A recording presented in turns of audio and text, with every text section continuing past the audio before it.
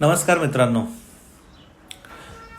पक्ष किंवा कोणती संघटना किंवा कोणतीही चळवळ ही जेव्हा आपण याच्यामध्ये काम करत असतो किंवा ती जेव्हा वाढवण्यासाठी प्रयत्न करत असतो, तर त्या पक्षाच्या, त्या चळवळीच्या धोरणांबाबत आपल्याला सखोल अभ्यास असणे आवश्यक असते. काही उतावळे कार्यकर्ते पक्षाचा सखोल अभ्यास करत नाही, त्याच्या धोरणांचा सखोल अभ्यास करत नाहीत.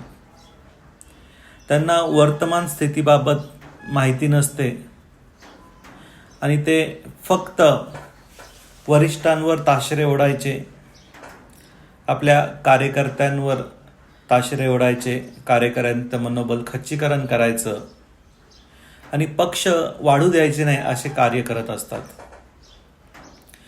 ते स्वतः काही करत नाही, स्वतः आपल्या कम्फर्ट झोनमधून बाहेर पडत नाही.